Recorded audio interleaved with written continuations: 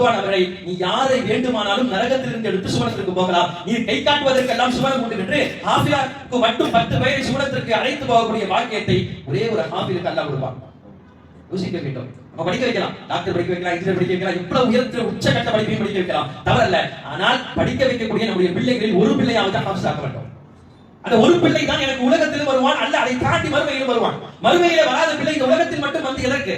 உலகத்தை நாம் எப்படியும் ஜெயித்து விடலாம், எப்படி முடி விடலாம், எப்படி போய்விடலாம். ஆனால் மறுமையிலே எப்படி வர வேண்டும் என்பதை இது போன்ற பிள்ளைகளை உருவாக்கினால் தான் அங்கு சொல்ல.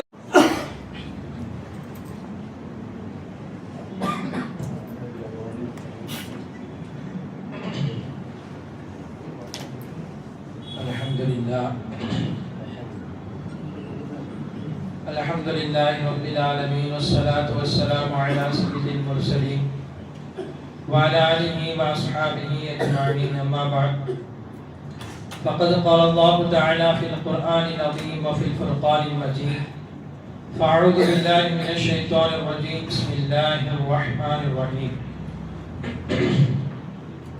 لو أنزلنا هذا القرآن على جبل لرأيته خاشعا متصدعا من خشية الله وتلك الأمثال نضربها للناس لعلهم يتفكرون صدق الله العظيم العظيم.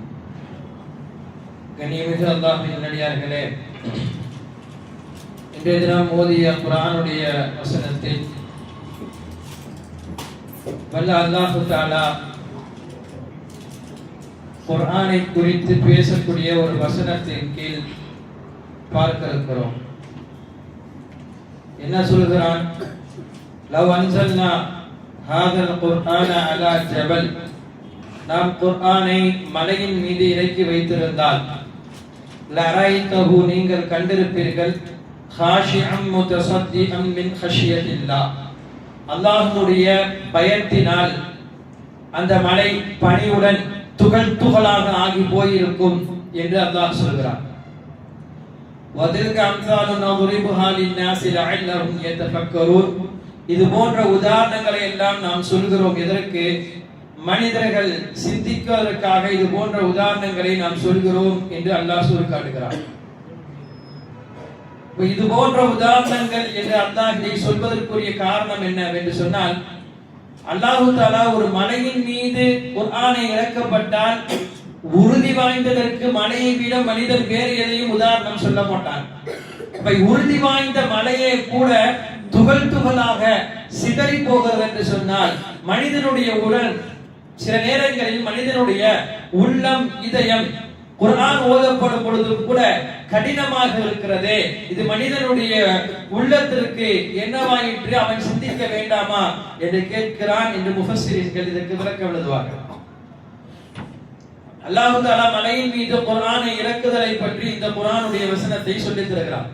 ஆனால் உண்மையிலேயே வானம் மீது இறக்கப்பட்டால், மலையின் மீது இறக்கப்பட்டால் எதுவுமே குர்ஆனுடைய வாங்குவதற்கு எதற்கும் தகுதியற்று இல்லை, தகுதி வாய்ந்ததாக எதுவுமே இல்லை. அல்லாஹ் உடனேதான் அல்லாஹ் பெருமானார் ஸல்லல்லாஹு அலைஹி வஸல்லம் அவர்களின் மீது இந்த குர்ஆனை இறக்கினார். நமக்கு அது தெரிந்தது.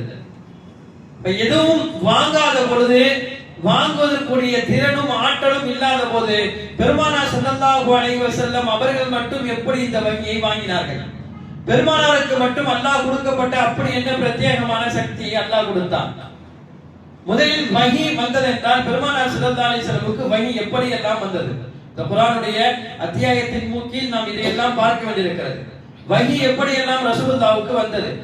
வஹி வரும் பொழுது பெருமானார் ஸல்லல்லாஹு அலைஹி வஸல்லமுடைய உடல் பாகு எப்படி இருந்தது? பெருமானார் அதை எப்படி பெற்றுக்கொண்டார்கள்? இந்த உம்மத்திற்காக குர்ஆனை பெருமானார் ஸல்லல்லாஹு அலைஹி வஸல்லம் எவ்வளவு கடுமையாக, எவ்வளவு தன்னை வருத்தி கொண்டு பெருமானார் ஸல்லல்லாஹு அலைஹி வஸல்லம் அவர்கள் குர்ஆனை வாங்கினார்கள். இது எல்லாம் கொஞ்சம் இந்த ஆயத்திற்கு நாம் தெளிவாக காண வேண்டியிருக்கிறது. முதலில் ஹாரிஸ் இப்னு ஹிஷாம் ரலியல்லாஹு அன்ஹு அவர்களே கேட்டார்கள், யா ரசூலுல்லாஹ், உங்களுக்கு கொஞ்சம் வஹி எப்படி வருகிறது என்று சொல்லுங்களேன். பெருமானார் ஸல்லல்லாஹு அலைஹி வஸல்லம் சொன்னார்கள், எனக்கு வஹி மணி ஓசையின் ரூபத்தில் சில நேரங்களில் வரும், மணி ஓசை வரும், அதற்கு பின்னால் வஹி வரும். அந்த வஹி என்பது பெருமானார் ஸல்லல்லாஹு அலைஹி வஸல்லம் ஆக கடுமையாக அந்த வஹி இருக்கும். அந்த வஹி வரும்போது பெருமானார் ஸல்லல்லாஹு அலைஹி வஸல்லம் மிக அதிகமாக துன்பப்படுவார்கள், துயரப்படுவார்கள். இது முதல் தர வஹி. இன்னும் சில நேரங்களில் நபிமார்களுக்கு கனவாக வருவதும் அதுவும் வகிதான், அதுவும் உண்மைதான். நமக்கெல்லாம் பல கனவு வரும், அந்த கனவுலாம் உண்மையாக இருக்கலாம், இல்லாமலும் போகலாம். ஆனா அதிக காலம் உண்மையா இருக்கிறதுக்கு வாய்ப்பு கிடையாது. பல நேரங்களில் படுக்கும்போது எதையாவது நினைச்சிட்டு படுப்போம், அது கனவுல வரும். சில நேரங்கள் எதுவுமே நினைக்காம படுப்போம், ஆனா சம்பந்தமே இல்லாம ஏதாவது கனவு வரும். இப்ப நம்முடைய கனவுகள் எல்லாம் இப்படி இருக்கிறது. ஆனால் நபிமாருடைய கனவுகள் அப்படி கிடையாது. நிஜத்தை நபிமார்களுக்கு அல்லாஹ் கனவாக எடுத்து காட்டுவான். கனவாக காட்டுவது கூட நபிமார்களுக்கு அது வகியாக அனுப்பப்படுகிறது. எத்தனையோ குர்ஆனுடைய ஆதாரங்கள், வசனங்கள் நமக்கு அது ஆதார சுருதியாக காண கிடைக்கிறது. இப்ராஹிம் அலைஹிஸ்ஸலாமுடைய மகன் இஸ்மாயில் அலைஹிஸ்ஸலாமை அல்லாஹ் இப்ராஹிம் அலைஹிஸ்ஸலாமை கொடுக்க சொன்னான். எப்படி கொடுக்க சொன்னான்? கனவின் மூலமாகத்தான் அதை சொன்னான். இப்ப நமக்கு ஒரு கனவு வந்திருக்கு, என் பிள்ளை அல்லாஹ் கேட்கிறானா, நம்ம போய் கொடுத்துடலாமா? அப்படி யாரும் செய்ய முடியாது. நம்மளுடைய கனவெல்லாம் பெரும்பாலும் பொய்யாகத்தான் இருக்கும். அப்ப இப்ராஹிம் அலைஹிஸ்ஸலாமுக்கு வந்த கனவு என்பது உண்மை, அதுவும் வஹி என்பதனால்தான் இப்ராஹிம் அலைஹிஸ்ஸலாம் தனது மகனை கொடுக்க போனார்கள். யூசுப் அலைஹிஸ்ஸலாம் கனவு கண்டார்கள். 11 நட்சத்திரங்கள் எல்லாம் சஜ்தா செய்தது. அப்ப இது என்ன, ஒரு நட்சத்திரம் சஜ்தா செய்ததுன்னா என்னமோ இருக்கட்டும் அப்படின்னு சொல்லி கலந்து போகல. அப்ப நபிமார்களுக்கு வந்து அந்த கனவு உண்மையானது. பின்னால் அதனுடைய மிகப்பெரிய வரலாற்றை அல்லாஹ் குர்ஆனிலே சொல்லித் தருகிறார். இது மாதிரி பெருமானார் ஸல்லல்லாஹு அலைஹி வஸல்லம் வரக்கூடிய கனவின் கூட அது வஹியாக அனுப்பப்படுகிறது. மூன்றாவது, பெருமானார் ஸல்லல்லாஹு அலைஹி வஸல்லம் வந்த முதல் வஹி. இது எப்போது? நமக்கெல்லாம் தெரியும், 40 வயதில் பெருமானார் ஸல்லல்லாஹு அலைஹி வஸல்லமுக்கு நபி பட்டம் கிடைக்கிறது. பெருமானார் ஸல்லல்லாஹு அலைஹி வஸல்லம் 35 வயதில் வந்து தனிமையை விரும்பினார்கள். தனிமையாக இருப்பதை பெருமானார் பிரியப்பட்டார்கள். தனிமையாக இருப்பதின் பக்கம் அதிகமாக பெருமானார் ஈர்க்கப்படுகிறார்கள். அதுதான் அந்த ஹிராவுடைய குகையிலே பெருமானார் ஸல்லல்லாஹு அலைஹி வஸல்லம் இருந்த அந்த காலம். இதற்காக வேண்டிய ஹஜ்ஜர் ரலியல்லாஹு அன்ஹா பெருமானார் ஸல்லல்லாஹு அலைஹி வஸல்லமுக்கு தேவையான அனைத்து ஏற்பாடுகளையும் கூட செய்து கொடுத்தார்கள். பொதுவாக இன்னைக்கு நமக்கு 40 வயசு ஆயிடுச்சுன்னா 40 வயசுல செட்டில் ஆகிறதுக்கு பார்ப்போம். அந்தந்த கடமைகளை முடித்து விட்டு நம்ம வாழ்க்கையில சரியா இருக்கிறோமான்னு பார்ப்போம். பெருமானார் ஸல்லல்லாஹு அலைஹி வஸல்லம் 40 வயசுக்கு பிறகுதான் தீனுடைய ஆன்மீக பணியை மிகப்பெரிய அளவிலே கையில் எடுத்தார்கள். அந்த ஹிராவுடைய குகையில் பெருமானார் ஸல்லல்லாஹு அலைஹி வஸல்லம் முதல் முறையாக ஜிப்ரீல் அலைஹிஸ்ஸலாம் மூலம் வஹி வந்தது. வந்த அந்த நேரத்தில் பெருமானார் ஸல்லல்லாஹு அலைஹி வஸல்லம் சொன்னார்கள், இக்ரா, நீங்கள் ஓதுங்கள். நாளை தினம் ஓதக்கூடிய அந்த வசனம். பெருமானார் ஸல்லல்லாஹு அலைஹி வஸல்லம் சொல்வார்கள், லா அன காரி, நான் ஓதக்கூடியவன் அல்ல. மறுபடியும் ஜிப்ரீல் அலைஹிஸ்ஸலாம் சொல்வார்கள், மறுபடியும் அதே பதில். 3 முறை ஜிப்ரீல் அலைஹிஸ்ஸலாம் இருக்க பெருமானார் ஸல்லல்லாஹு அலைஹி வஸல்லமை கட்டி அணைத்து விட்டு அடுத்து ஓதுங்கள் என்று சொல்லும் பொழுது இக்ரா பிஸ்மி ரப்பிக்கல் லதீ ஹலக் என்று சொல்லக்கூடிய 5 வசனத்தை ரசூலுல்லாஹ் ஓதி காட்டுவார்கள். அப்ப அதுவரையும் பெருமானார் ஓதாத நாயகம் அதற்கு பிறகு ஓதுவதற்குரிய காரணம் எப்படி ஏற்பட்டது? எப்படி ரசூலுல்லாஹ் ஓதினார்கள் என்றால், பெருமானார் ஸல்லல்லாஹு அலைஹி வஸல்லம் அவர்கள் படிக்கவும் இல்லை, எழுதவும் இல்லை. உம்மி நபி, படிக்கவும் இல்லை, எழுதவும் இல்லை. நம்ம என்ன சொல்லக்கூடாது? ரசூலுல்லாஹ்வுக்கு படிக்க தெரியாது, ரசூலுல்லாஹ்வுக்கு எழுத தெரியாது என்று சொல்லக்கூடாது. ரசூலுல்லாஹ்வுக்கு படிக்க தெரியாது, எழுத தெரியாது என்று சொன்னால் அது நாயகத்தின் மீது நாம் வைக்கக்கூடிய ஒரு குறை. எப்படி சொல்ல வேண்டும்? ரசூலுல்லாஹ் படிக்கவில்லை, ரசூலுல்லாஹ் எழுதவில்லை. எழுதாத படிக்காத ரசூலுல்லாஹி ஸல்லல்லாஹு அலைஹி வஸல்லமுக்கு அல்லாஹ் செய்ததுதான் ஜிப்ரீல் அலைஹிஸ்ஸலாமுடைய இதயத்திலிருந்து பெருமானார் ஸல்லல்லாஹு அலைஹி வஸல்லமுடைய இதயத்திற்கு அந்த குர்ஆன் போய் சேர்ந்தது. ஹார்ட் டு ஹார்ட் வந்தது. பின்னால் இதனுடைய விரிவுரையை நான் சொல்ல வருவேன். இப்ப பெருமானார் ஸல்லல்லாஹு அலைஹி வஸல்லமுக்கு அப்படி குர்ஆன் வந்தது. ரசூலுல்லாஹ் உம்மி நபி. அல்லாஹ் ரசூலுல்லாஹ்வை உம்மியாக ஆக்குவதற்கும் கூட பெரிய காரணம் இருக்கு. என்ன, ரசூலுல்லாஹ்வுக்கு எழுத படிக்க தெரியுதுன்னு வச்சுக்கலாம். ரசூலுல்லாஹ்வுக்கு அதிகமாக படிக்கவும் தெரியுது, எழுதவும் தெரியுது. ரசூலுல்லாஹ் எல்லாரும் மாதிரியும் படிப்பாங்க, எழுதுவாங்க, எல்லாம் தெரியுது. அப்படி வைத்துக் கொண்டால் இது மாதிரியான குர்ஆனுடைய வசனம் இறக்கப்பட்டுச்சு, நான் அதை உங்களுக்கு சொல்றேன் நாயகம் ஸல்லல்லாஹு அலைஹி வஸல்லம் சொன்னால் அந்த மக்கள் என்ன சொல்லுவார்கள்? நபியே, உங்களுடைய அறிவை எங்கள் மீது நீங்கள் எடுத்து காட்டுகிறீர்களா? நீங்கள் பழமையான வேதங்களை எல்லாம் படித்து விட்டு அதனுடைய அனைத்து கதைகளையும் எடுத்து ஒன்று புதுசாக சொல்லி அதை குர்ஆனாக எங்களுக்கு கொடுக்கிறீர்களா என்று கேட்பார்கள். இல்ல, நான் குர்ஆனை வைத்திருக்கிறேன், எனக்கு எழுத தெரியும் என்று சொல்லி எழுதினாலும் என்ன சொல்வார்கள்? நபியே, உங்களை விட யாரும் எழுத்திலே திறன் பெற்றவர்கள் கிடையாது, உங்களால் எழுத முடியும், அதனால் நீங்கள் எழுதினீர்கள் என்று சொல்வார்கள். அப்படி சொன்னவர்கள் தானே இவர்கள். ரசூலுல்லாஹ் சந்திரனை 2ஆக பிளக்கும் பொழுதும் கூட நம்பாமல் அபூஜஹல் என்ன சொன்னான்? நீ பெரிய சூனியக்காரன் என்று சொல்லி ஓடிவிட்டான். இப்ப ரசூலுல்லாஹி ஸல்லல்லாஹு அலைஹி வஸல்லமுக்கு அல்லாஹ் உம்மி நபியாக ஆக்கியதும் கூட அல்லாஹ் அவர்களுக்கு செய்த மாபெரும் கருணை, மாபெரும் சிறப்பாக இருக்கிறது. பெருமானார் ஸல்லல்லாஹு அலைஹி வஸல்லம் ஓதினார்கள். இது வந்த முதல் வகி. இந்த வகியினுடைய தாக்கம் எந்த அளவுக்கு வீரியமாக இருந்தது என்று சொன்னால், பெருமானார் அங்கு பயந்து போய் ஹிரா குகையிலிருந்து ஓடி வருகிறார்கள். கிட்டத்தட்ட ஹிரா குகையிலும் கல்ஜா ரலியல்லாஹு அன்ஹுவுடைய வீட்டிற்கும் 4-5 கிலோமீட்டர் என்று சொல்கிறார்கள். அந்த அளவுக்கு பெருமானார் ஓடி வந்து வீட்டுக்குள்ளே முழுக்க முழுக்க பெருமானாருக்கு வேர்வை சொட்டி கொண்டிருக்கிறது, வேர்வை வடிந்து கொண்டிருக்கிறது. அந்த நேரத்தில் நாயகம் சொன்னார்கள், சம்மிலூனி சம்மிலூனி, என்னை போர்த்துங்கள் போர்த்துங்கள். வஹீனுடைய சீதோஷ நிலையை அல்லாஹ் எப்படி மாற்றி பிடிக்கிறான் என்று நமக்கு தெரிகிறது. கொஞ்ச தூரம் ஒருத்தர் ஓடி வந்தாரு, வேர்வை வருதுன்னா அவர் என்ன சொல்லணும்? ஃபேனை போடுன்னு சொல்லணும், வேற ஏதாச்சும் சொல்லணும், வேர்வையை தொலைக்கணும். ஆனா ரசூலுல்லாஹி என்ன சொன்னாங்க? இன்னும் எனக்கு குளிர்ந்து போர்த்துங்கன்றாங்க. போர்த்தி விடப்பட்டது பல போர்கள். அப்பொழுது பெருமானாருடைய உடல் சூட்டை அமர்த்தவில்லை. அப்ப முதல் வகியை அல்லாஹ் பெருமானார் ஸல்லல்லாஹு அலைஹி வஸல்லம் எப்படி எந்த அளவுக்கு வழங்கினான் என்பதை நமக்கு காண கிடைக்கிறது. அதே போல் பெருமானார் ஸல்லல்லாஹு அலைஹி வஸல்லம் இந்த வகியை பற்றி அல்லாஹ் குர்ஆனிலே சொல்வான், இன்னா சனல்கி அலைக கௌலன் ஸகீலா, நாம் கடுமையான ஒன்றை அவர்களுக்கு கொடுத்தோம், அந்த வார்த்தையை கொடுத்தோம். அந்த வார்த்தையுடைய கடுமை என்ன? அதை மலையின் மீது கொடுத்திருந்தாலும் வானத்தின் மீது கொடுத்திருந்தாலும் எதுவும் அதை ஏற்றுக்கொள்வதற்கு தயாராக இருக்காது.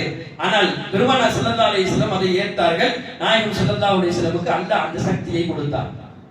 இந்த வஹி வருவதற்கு முன்னாலே ஹிராவுடைய குகைக்கு முன்னாலே பெருமானாருக்கு அல்லாஹ் செய்த மிகப்பெரிய செயல் என்ன? ரசூலுல்லாஹ்வுடைய கல்பை சம்சம் தண்ணீரை வைத்து அல்லாஹ் கழுவ வைத்தார். சம்சம் தண்ணீரை வைத்து கல்பை கழுவதற்கு என்ன காரியம்? ஒன்று, அதுவரையும் மக்கள் என்னென்னமோ சொல்லியிருந்த அடுக்குகள் பெருமானார் ஸல்லல்லாஹு அலைஹி வஸல்லம் உள்ளத்தில் இருக்கலாம், அதை பெருமானார் ஸல்லல்லாஹு அலைஹி வஸல்லம் உள்ளத்தில் இருந்து அல்லாஹ் கலைத்தார். அதே போல வஹியை ஏற்றுக்கொள்ளக்கூடிய ஆற்றலையும் சக்தியும் சம்சம் தண்ணீரின் மூலமாக அல்லாஹ் கொடுத்தார். சாதாரண உள்ளங்கள் எல்லாம் வஹியை தாங்கிக் கொள்ளாது. வானம் பூமி மலையே மறுத்தது என்று சொன்னால் மனிதன் எவ்வாறு ஏற்றுக்கொள்ள முடியும்? மனிதன் எப்படி அந்த வஹியை தாங்கிக் கொள்ள முடியும்? வஹியை தாங்கும் அளவுக்கு பெருமானார் ஸல்லல்லாஹு அலைஹி வஸல்லம் உடைய உடல் அமைப்பை முதலிலே அல்லாஹ் ஏற்படுத்தினார். ஆயிஷா ரலியல்லாஹு அன்ஹாவே சொல்கிறார்கள், எத்தனையோ சிறப்புகள் சொல்லலாம், அத்தனை சிறப்புகளையும் தாண்டி ஆயிஷா ரலியல்லாஹு அன்ஹாவுக்கு இந்த சிறப்பு ஆக பெரிய சிறப்பு. பெருமானார் என் மடியில் மீது படுத்திருக்கிறார்கள். படுத்திருக்கக்கூடிய நேரத்தில் ரசூலுல்லாஹி ஸல்லல்லாஹு அலைஹி வஸல்லம் வஹி வந்தது. வஹி வந்த நேரத்தில் ரசூலுல்லாஹ் தனது கண்களை இருக்க மூடிக்கொண்டார்கள். என் மீது நாயகம் படுத்திருக்க, வஹி வந்ததோ நாயகத்திற்கு, ஆனால் என் தொடையினுடைய எலும்பு உடையுமோ என்று நான் பயந்தேன். அந்த அளவுக்கு எனக்கு கடுமையாக இருந்தது. பெருமானாரை படுக்க வைத்த ஆயிஷா அம்மாவுக்கே இவ்வளவு கடுமையாக இருந்தது என்றால் பெருமானார் ஸல்லல்லாஹு அலைஹி வஸல்லமுக்கு அந்த வஹியினுடைய கடுமையும் வீரியமும் எந்த அளவுக்கு இருந்திருக்கும்? அதையும் தாண்டி கூட சொல்லலாம். பெருமானார் ஒட்டகத்தில் போய் கொண்டிருக்கும் பொழுது நாயகத்திற்கு வஹி வருகிறது. வஹி வந்தவுடன் அவ்வளவு நேரம் நல்ல முறையில் வேகமாக போயிருந்த அந்த ஒட்டகம் வஹியை தாங்க முடியாமல் அந்த பாலைவனத்தில் அப்படியே படுத்து விட்டது. ஒட்டகத்தை பற்றி எழுதுவார்கள், அது ஒரு பாலைவன கப்பல் என்று சொல்வார்கள். எவ்வளவு சுமை ஏற்ற வேண்டாலும் ஏற்றிக் கொள்ளலாம் ஒட்டகத்தின் மீது, அவ்வளவு சுமையையும் ஒட்டகம் தாங்கும் என்று சொல்வார்கள். அப்படி தாங்கக்கூடிய ஒட்டகமே படுத்து விட்டது என்றால் பெருமானார் ஸல்லல்லாஹு அலைஹி வஸல்லம் அவர்களுக்கு கொடுக்கப்பட்ட இந்த வஹி என்பது எவ்வளவு கடுமையாக இருக்கும். அதை வாங்கி இந்த உம்மத்திற்கு பெருமானார் எப்படி எல்லாம் கொடுத்திருக்கிறார்கள். அதற்கு உதாரணம் காட்டுவதற்காகத்தான் அல்லாஹ் இப்படி எல்லாம் சொல்றான். என்ன, நான் மலையின் மீது வஹியை கொடுத்த, வானத்தில் பூமியின் மீது நான் கொடுத்தேன், எதுவுமே ஏற்றுக்கொள்ளவில்லை என்று அல்லாஹ் குர்ஆனிலே சொல்வதற்கு காரணம் என்ன? பெருமானார் அதை ஏற்றார்கள். ஏற்ற நாயகம் இந்த சமூகத்திற்கு அதை எடுத்து போய் கொடுத்தார்கள். உங்கள் பெருமானார் ஸல்லல்லாஹு அலைஹி வஸல்லம் இந்த உம்மத்திற்காக எவ்வளவு பாடுபட்டிருக்கிறார்கள். கொஞ்சம் யோசிக்க வேண்டாமா, சிந்திக்க வேண்டாமா என்று அடுத்த ஆயத்தில் அல்லாஹ் பேசுவதற்குரிய காரணம் அதையெல்லாம் நாம் கொஞ்சம் சிந்தித்து பார்த்து ஒரு நாள் எனக்கு எப்படி அருளப்பட்டது என்பதை நாம் உள்வாங்க கடமைப்பட்டிருக்கிறோம். சாதாரண விஷயம் அல்லவே குர்ஆன். முழுமையாக வஹி இறக்கப்பட்ட உள்ளம் பெருமானார் ஸல்லல்லாஹு அலைஹி வஸல்லம் உள்ளம். அந்த உள்ளத்திலிருந்து ஒளியாக சஹாபாக்கள் வஹியை எடுத்தார்கள். பெருமானாரை போன்றே சஹாபாக்கள் ஓதுவதற்கு ஆசைப்பட்டார்கள். அதற்கு பிறகு ரசூலுல்லாஹி ஸல்லல்லாஹு அலைஹி வஸல்லம் சஹாபாக்களுக்கு பிறகு தாபீன்கள், தபா தாபீன்கள், இப்படி வந்த அனைவரும் இந்த குர்ஆனை சுமந்தார்கள். கடைசியிலே இன்று நம் வரை குர்ஆன் வந்து சேர்ந்திருக்கிறது என்றால் இந்த குர்ஆனை முழுமையாக மனனம் செய்த ஹாஃபிஸ்களுடைய மிகப்பெரிய சிறப்பால் குர்ஆன் இன்று வரை நம் மீது கலங்கப்படாமல் பாதுகாக்கப்பட்டிருக்கிறது. இன்னைக்கு கூட சூழ்ச்சி செய்து உலகத்தில் இருக்கக்கூடிய, நாட்டில் இருக்கக்கூடிய எல்லா குர்ஆனையும் எடுத்து ஏதாவது ஒன்று பண்ணி எடுத்து தூர போட்டாலும் கூட அடுத்த நாள் காலை குர்ஆனை ஒன்றிணைத்துவிட முடியும். அவ்வளவு ஹாஃபிஸ்கள் இன்று நம்மிடத்தில் இருக்கிறார்கள். அல்லாஹ் எப்படி ஆக்கிவிட்டான்? உலகத்தில் எந்த மதங்களாக இருக்கட்டும் அவருடைய வேதங்கள் பாதுகாக்கப்படவில்லை. இஸ்லாத்தினுடைய இந்த குர்ஆனை அல்லாஹ் எந்த அளவுக்கு பாதுகாத்து விட்டான்? எனவேதான் சொல்கிறார்கள், குர்ஆனை பாதுகாத்த ஹாஃபிஸ்களை நீங்கள் பாதுகாக்க வேண்டும். குர்ஆனுக்கு எவ்வளவு கண்ணியம் கொடுக்கிறோமோ அதை ஹாஃபிஸ்களுக்கு கொடுக்க வேண்டும். குர்ஆன் என்பது ஒரு பிரதியாக இருக்கிறது. பிரதியாக இருக்கக்கூடிய குர்ஆனுக்கு முன்னாலே நான் காணிப்பதல்ல, அதுபோல நம்ம காணிக்க மாட்டோம். ஏன்னா குர்ஆன் முன்னால இருக்கு, கண்ணியம் செலுத்துவோம். அப்ப ஒரு ஹாஃபிஸ் உட்கார்ந்து இருக்கிறார் என்றால் அவருடைய உள்ளத்தில் குர்ஆன் இருக்கிறது, அவர் பக்கம் காணிட்டினார். ஹாஃபிஸ் ஆகுவது என்பது நமது முயற்சியும் தாண்டி அல்லாஹ்வுடைய நாட்டம். சாதாரணமா நினைக்கிறோம், என்ன காலைல இருந்து சாயங்காலம் வரையும் பாடம் பார்க்கிறாரு, அப்புறம் வந்து தொழு வைக்கிறாரு, இது வருஷத்துல ஒரு வாட்டி ஹாஃபிஸ் இப்படி பண்றாரு நம்ம நினைக்கிறோம். அதுவல்ல, இது அவருடைய முயற்சி என்பது வேறு ஒரு பக்கம். முயற்சியை தாண்டி அல்லாஹ் ஹாஃபிஸாக ஆக்குவதை அல்லாஹ் தேர்ந்தெடுக்கிறார். இந்த உம்மத்திலே யார் குர்ஆனை மனனம் செய்ய வேண்டும் என்பதை அல்லாஹ் முடிவு செய்கிறார், நான் முடிவு செய்வதல்ல. எத்தனையோ மதரசாக்கள்ல போய் பார்த்தா நம்ம என்ன நினைக்கிறோம், என் பிள்ளையை போய் விட்டுட்டா 3 வருஷம் 4 வருஷம் ஹாஃபிஸ் ஆகி திரும்பிடுவான்னு நினைக்கிறோம். அப்படி கிடையாது. 10 வருஷமாக கூட பிள்ளைகள் மதரசாவில் படித்து ஹாஃபிஸாக இருக்கக்கூடிய பிள்ளைகள் யாராவது இருக்கிறார்கள். 10 வருஷம் ஓதிட்டு இருக்கா, இன்னும் ஓதிட்டு தான் இருக்கிறான். கடைசி வரையும் அவருடைய குர்ஆன் அவருடைய உள்ளத்திலே போய் சேரவில்லை. ஏன்? இது அல்லாஹ் கொடுக்கக்கூடியது, யாருக்கு கொடுக்க வேண்டுமோ அல்லாஹ் அவர்களுக்கு கொடுப்பான். அத்தா பெரிய ஆப்சாவா இருப்பாரு, ஆலிமா இருக்காரு, முஃப்தியா இருப்பார். தன்னை கூட தன்னுடைய பிள்ளையும் ஆக்க வேண்டும் என்று ஆசை வைத்திருப்பார். ஒவ்வொரு பெற்றோருடைய ஆசையும் அப்படித்தானே. அப்படித்தான் தன்னுடைய மதரசாவிலும் பிள்ளையை போய் சேர்த்திருப்பார். அப்படி பார்த்த பிள்ளைகள் இன்று நாங்கள் ஏராளம் பார்த்து கொண்டிருக்கிறோம். அவங்க அத்தா ஹாஃபிஸ், அவங்க அத்தா ஆலிம், அவங்க அத்தா முஃப்தி. ஆனால் இவருக்கு குர்ஆனுடைய 5 ஜுஸுக்கு மேல மனப்பாடம் ஆகல. திரும்ப திரும்ப பார்த்தா இந்த பக்கம் பார்த்தா அந்த பக்கம் மறக்குது, அந்த பக்கம் பார்த்தா இந்த பக்கம் மறக்குது. அப்ப அல்லாஹ் நாடி எடுக்கிறான், உலகத்தில் நான் வைத்திருக்கக்கூடிய இந்த குர்ஆனை யார் மனனம் செய்ய வேண்டும் என்பதை அல்லாஹ் தீர்மானிக்கிறார்.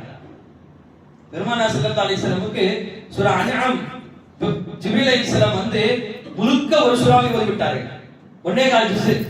அதை வாங்கிய பெருமானார் ஸல்லல்லாஹு அலைஹி வஸல்லம் அப்படியே வந்து சஹாபாக்களுக்கு மத்தியில் 1.25 ஜுஸ் ஒரே அமர்விலே ஓதி காட்டுகிறார்கள். உம்மி நபி என்று சொல்கிறோம், எதுவுமே தெரியாது என்று சொல்கிறோம். அப்ப பெருமானாருக்கு இந்த அளவுக்கு ஓத வைத்தது காரணம் என்ன? ஜிப்ரீல் அலைஹிஸ்ஸலாமுடைய அந்த இதயத்தில் வந்து நாயகத்துடைய இதயத்திற்கு அல்லாஹ் குர்ஆனை பாஸ் ஆக்குறான். ரசூலுல்லாஹ் பெரிய முயற்சி செய்து எடுத்து ஓதல. அப்ப அந்த அளவுக்கு பெருமானார் ஸல்லல்லாஹு அலைஹி வஸல்லமுக்கு அல்லாஹ் அறிவாற்றலை கொடுத்தான்.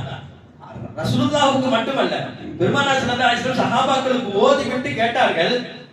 இப்னு மஸ்ஊத் ரலியல்லாஹு அன்ஹு எடுத்து கேட்டார்கள், யா ரசூலுல்லாஹ், நான் நீங்க ஓதிய அன்ஆம் சூராவை ஓதி காட்டவா என்று கேட்டார்கள். ரசூலுல்லாஹ் ஓதுனாங்கன்னா அது ஒரு அர்த்தம் இருக்கு. ஜிப்ரீல் அலைஹிஸ்ஸலாம் ரசூலுல்லாஹ் ஓதுனாங்க. இப்னு மஸ்ஊத் ரலியல்லாஹு ஓதி காட்டவா என்று கேட்டார்கள் என்றால் அப்ப அவங்களுக்கு எவ்வளவு ஞானம் இருந்திருக்கும், எவ்வளவு அறிவாற்றல் இருக்கும். அபூ ஃபாரூக்வுடைய மிகப்பெரிய ஆதார சுருதி சட்டம் எல்லாம் இப்னு மஸ்ஊத் ரலியல்லாஹுடைய சஹாபி என்ற அந்த ஆதாரத்திலிருந்து அவர்கள் சொன்ன சட்டத்திலிருந்து தான் எடுக்கப்படுகிறது. ரசூலுல்லாஹ் எங்க ஓதுங்க பார்க்கறான்னு சொன்னோனே ரசூலுல்லாஹ் எப்படி ஓதுறாங்களோ அதே போல ஹஜ்ரத் இப்னு மஸ்ஊத் ரலியல்லாஹு அன்ஹு அழகாக ஓதி முடிக்கிறார்கள் முழுக்க அந்த சூறாவை. நமக்கு என்ன தெரிய வருகிறதுனா, நம்மின் பக்கம் இன்றான முயற்சி என்பது ஒன்று இருக்கிறது.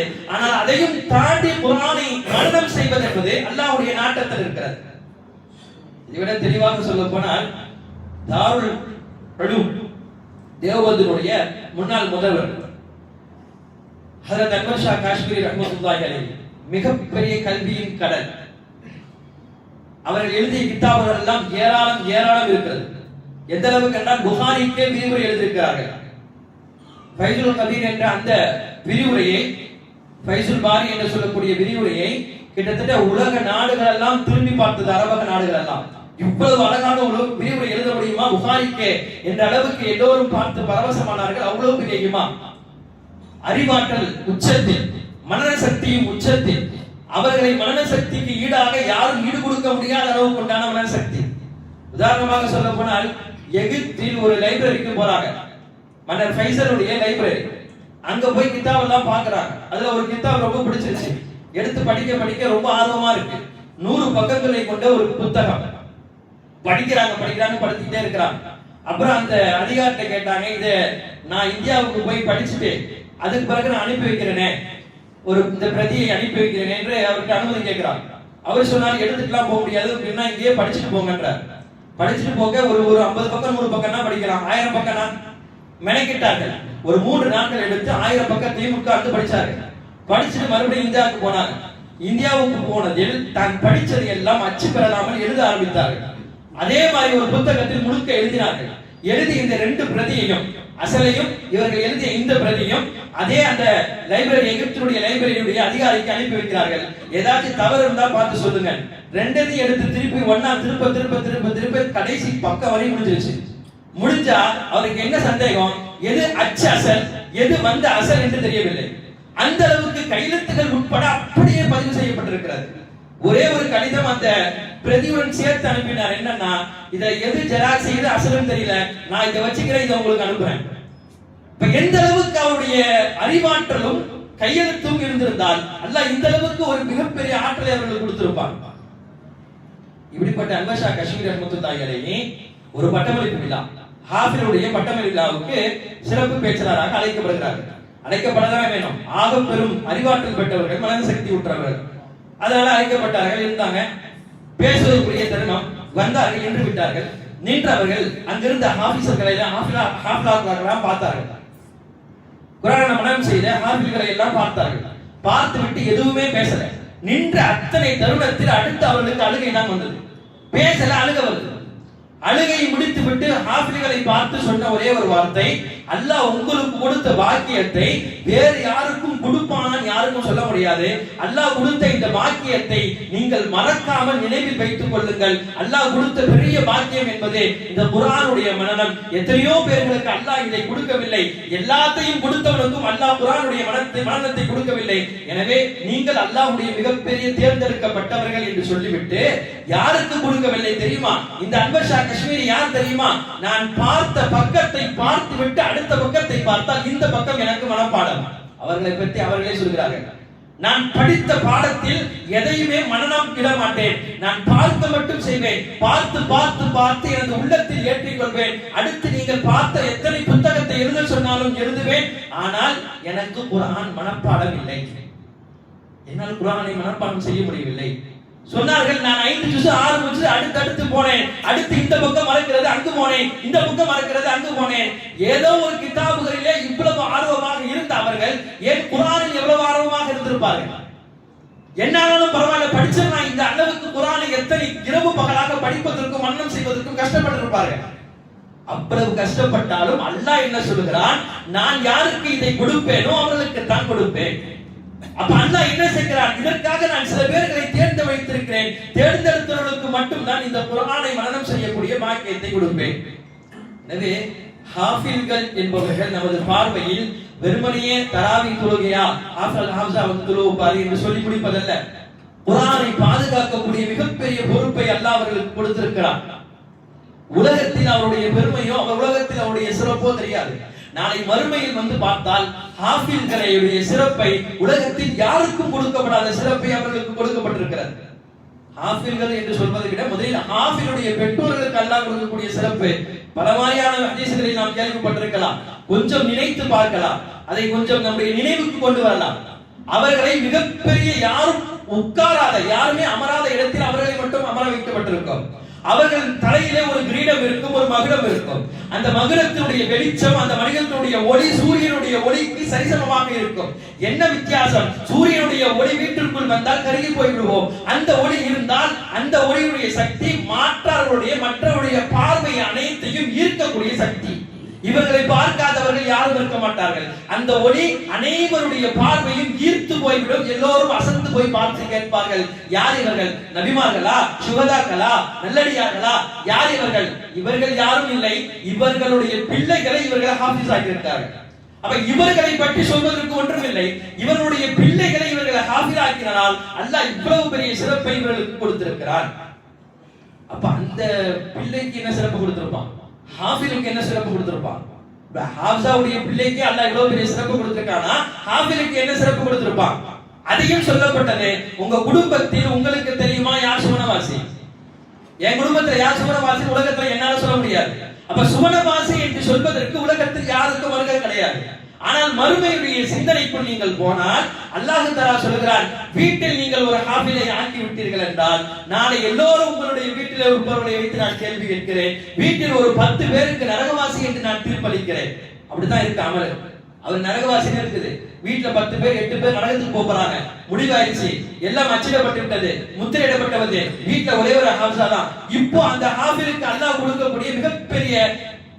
உபகாரம் என்னவென்று சொன்னால் அல்லாஹ் சொல்லுவான் அவர்களை, நீ யாரை வேண்டுமானாலும் நரகத்திலிருந்து எடுத்து சுவனத்திற்கு போகலாம், நீர் கை காட்டுவதற்கெல்லாம் சுவனம் உண்டு என்று ஹாஃபிலாக்கு மட்டும் 10 பேரை சுவனத்திற்கு அழைத்து போகக்கூடிய பாக்கியத்தை ஒரே ஒரு ஹாஃபிலுக்கு அல்லாஹ் கொடுப்பான். யோசிக்க வேண்டும். நம்ம படிக்க வைக்கலாம், டாக்டர் படிக்க வைக்கலாம், இன்ஜினியர் படிக்க வைக்கலாம், எவ்வளவு உயர்ந்த உச்சகட்ட படிப்பையும் படிக்க வைக்கலாம், தவறல்ல. ஆனால் படிக்க வைக்கக்கூடிய நம்முடைய பிள்ளைகளில் ஒரு பிள்ளையாவது ஹாஃபிஸ் ஆக்க வேண்டும்.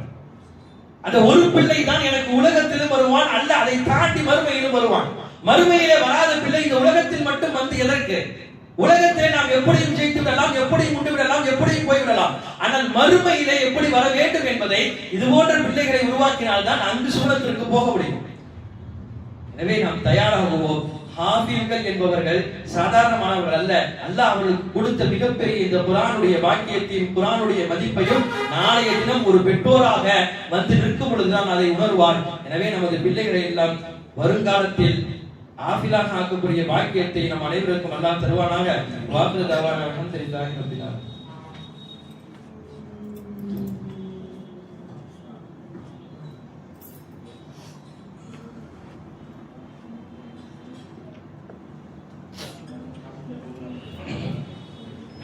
لله رب العالمين. اللهم صل على سيدنا مولانا محمد وبارك وسلم عليه. اللهم اغفر لنا ذنوبنا وخطايانا كلها يا رب العالمين. اللهم اعتقنا من النار، اللهم اعتقنا من النار وادخلنا الجنة يا رب العالمين. رب اجعلني مقيم الصلاة ومن ذريتي ربنا تقبل دعاء. صل على النبي سيدنا محمد وعلى آله وأصحابه أجمعين برحمتك يا أرحم الراحمين. الحمد لله رب العالمين.